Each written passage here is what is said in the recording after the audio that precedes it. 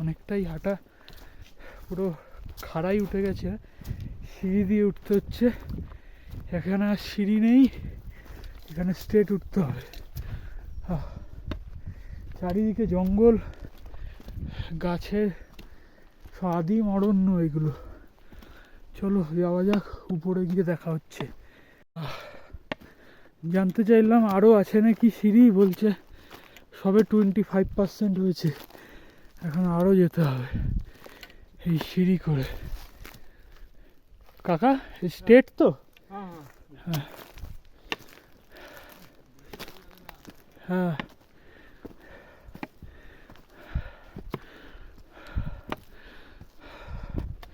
সেই আদিম অরণ্যের বুক চিরে আমরা এগিয়ে চলেছি কাবাগো পাহাড়ের উদ্দেশ্যে।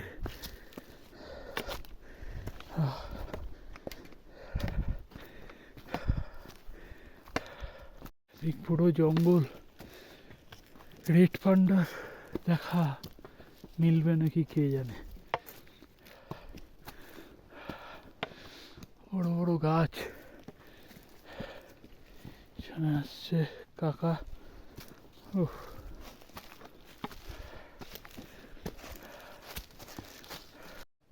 এখন আমরা হাফ রাস্তা অব্দি উঠেছি, এরকম ভিউ সামনে, আর এখনো সামনে প্রচুর সিঁড়ি উঠতে হবে। এপাশ দিয়ে গাইড আসছে, আমাদের আরও উঠতে হবে উপর দিকে, পাহাড়ের একদম টপে উঠতে হবে। তার জন্য আরও মোটামুটি 1.5 ঘন্টা মতো হাঁটতে হবে। চলো যাওয়া যাক। এখান দিয়ে পুরো এরম ভিউ, কতটা ক্যামেরায় আসছে জানি না। এই পাশ দিয়ে একটা রাস্তা আছে, ওটা সব রেস্ট নিচ্ছে।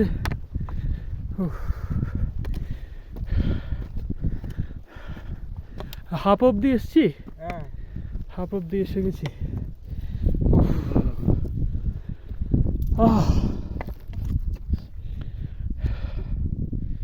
সেই দূরে পাহাড়, আরও এখানে ঘন্টাখানেক হাঁটতে হবে, হাঁটলে একদম উপরে টপে পৌঁছাতে পারবো।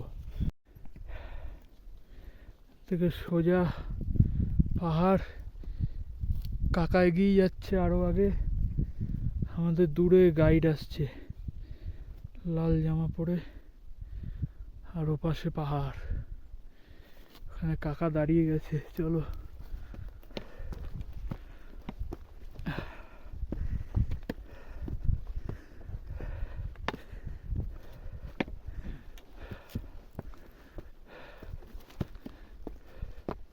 এবারে সামনে এগোতে হবে, সিঁড়ি শেষ, এবারে মোটামুটি জঙ্গল ঠেলে এগোতে হবে, আরো উপরে উঠতে হবে।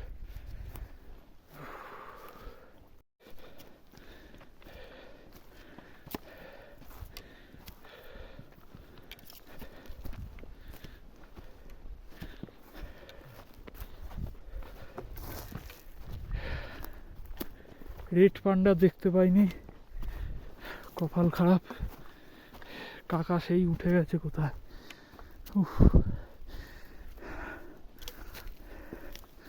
40 কেজির বস্তা নিয়ে, বাপরে বাপ কি ক্ষমতা,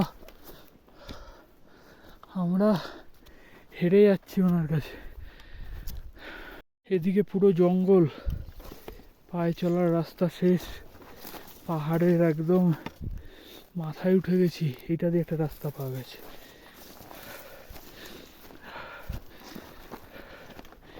এই প্রায় এসে গেছি।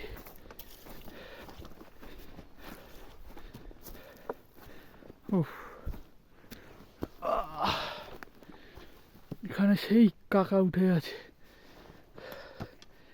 এখান থেকে উঠতে হবে।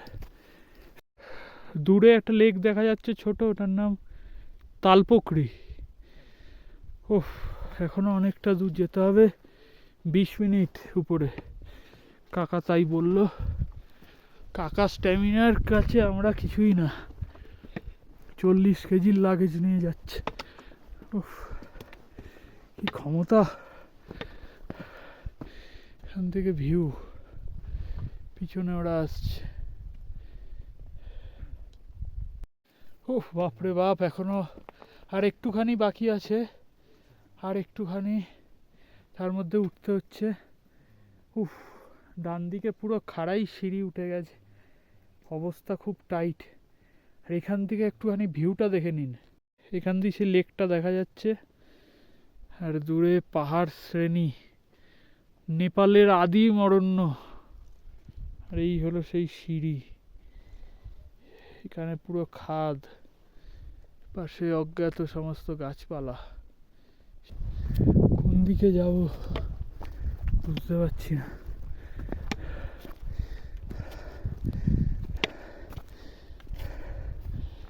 এখানে একটা ঘর, এই ডান দিকে নাকি?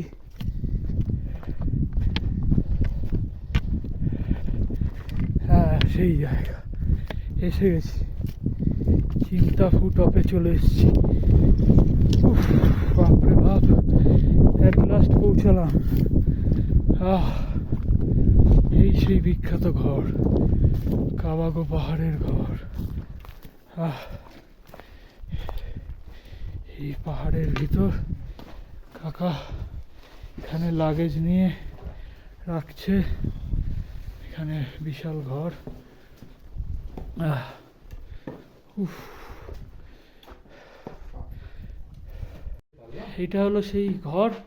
এই ঘরে আজকে আমরা সারা রাত থাকবো, ক্যাম্পিং হবে, টেন্ট হবে, খাওয়া দাওয়া সব এখানেই হবে।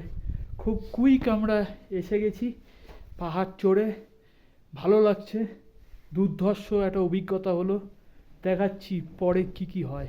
এখানে সমস্ত স্লিপিং ব্যাগ সব রাখা আছে, আর বাইরে দিয়ে জানলা, ঘরের বাইরে এরকম জঙ্গল, দূরে পাহাড়।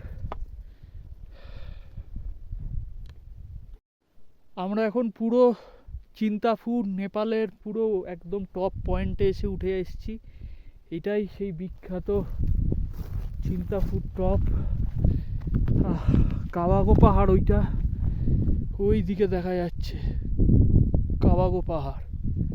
আর এইখানে আছে একটা শিব মন্দির ছোট্ট, এই যে শিব ঠাকুর দেখা যাচ্ছে। আর এইখানে যে ঘরটা, এখানে আমরা যে সারা রাত থাকবো, একদম পাহাড়ের উপর। এখান দিয়ে ঘর, পুরো পাথরের তৈরি এই ঘরটা। ওপাশে আছে ছোট্ট ভ্যালি, আর দূরে কাবাগো পাহাড়। এতটা উপরে উঠে পাহাড়ের উপরে একটা সুন্দর একটা ভ্যালি আছে। যারা টেন্ট এখানে ওপেন এয়ারে রাখতে চায় তারা এখানে টেন্ট ক্যাম্পিং সব করে। আর সামনে একটা দুর্ধর্ষ পাহাড় দেখা যাচ্ছে, আপনাদের দেখাচ্ছি দেখুন। দূরে একটা রঙিন পাহাড় দেখা যাচ্ছে, এখানে ভ্যালি, আর এখানে আমাদের সেই ঘর। হ্যাঁ, জঙ্গল থেকে কাঠ আনা হচ্ছে, বাপরে বাপ, বিশাল বিশাল গুড়ি, আগুন জ্বালানোর জন্য।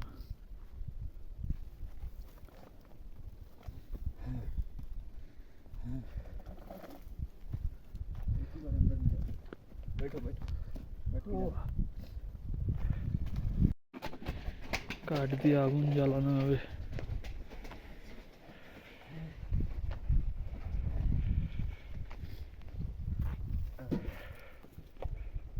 এখন লাগেজগুলো রেখে কাকা এখন শুয়ে আছে।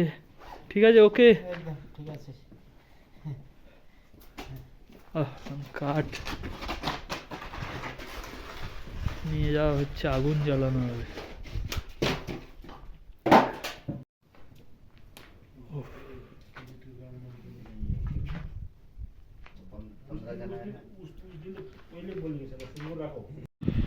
এখন বিকাল 5টা, এরকম এনভায়রনমেন্ট, বাপরে বাপ। এখানে একটা বাড়ি, ছোট ঘর মতো, প্রচন্ড ঠান্ডা, হাত ফাত কাঁপছে।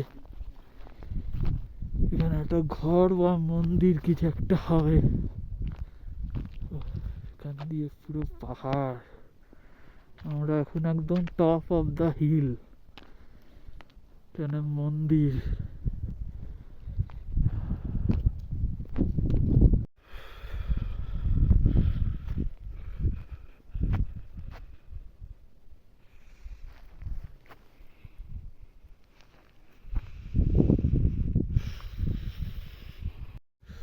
দূরে এখন সানসেট হচ্ছে ফ্রম চিন্তাফু, দূরে দেখা যাচ্ছে। এখান থেকে দুর্ধর্ষ ভিউ, কিন্তু কাঞ্চনজঙ্ঘা এখনো দেখা যাচ্ছে না, প্রচন্ড মেঘ চারিদিকে, হেভি ঠান্ডা হাওয়া বইছে।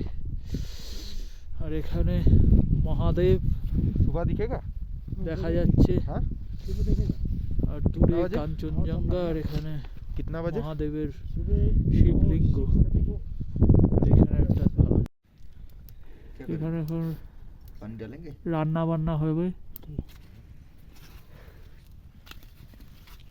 আগুন জ্বালানো হয়েছে। ওপাশে আমাদের ক্যাম্প তৈরি হয়নি, এখনো হবে।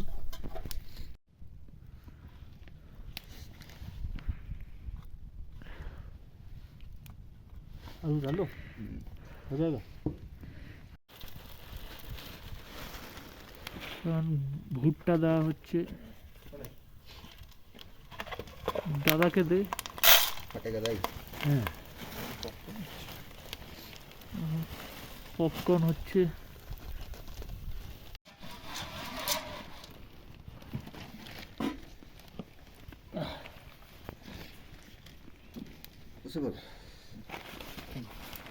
পাটা পেছনে করে না তোমার,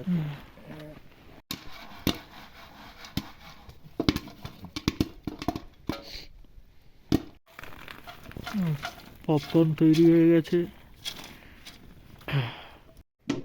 এখন এখানে ক্যাম্পিং হচ্ছে,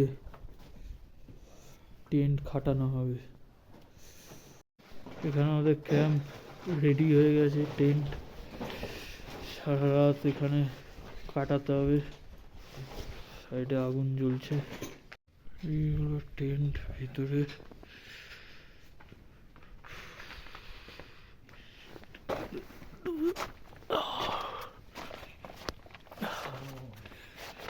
ভিতরটা মোটামুটি এরকম আছে, 4 জন শোয়ার মতো। এখানে 4 জন শোয়া যাবে।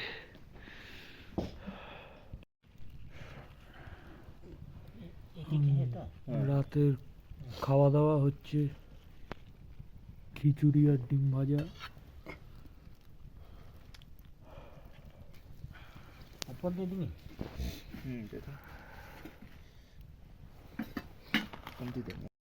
এখানে সবাই শুয়ে আছে, 4 জনের টেন্ট এটা।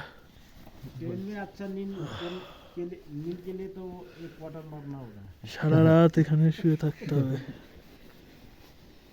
এখন শুয়ে পড়লাম টেন্টে, স্লিপিং ব্যাগে। সারা রাত এখানে শুয়ে থাকতে হবে, ঘুমিয়ে সকালবেলা আবার দেখা হচ্ছে। Good night, good morning. এখন বেরিয়ে গেছি বাইরে, সকাল প্রায় হয়ে গিয়েছে। এখন সানরাইজ দেখতে হবে। চারিদিকটা দারুণ লাগছে, একবার দেখে নিন। দুর্ধর্ষ এনভায়রনমেন্ট, পুরো থমথমে আবহাওয়া। সানরাইজ হবে, দূরে পাহাড় শ্রেণী, আবছা দেখা যাচ্ছে। এখান থেকে সূর্য উঠবে।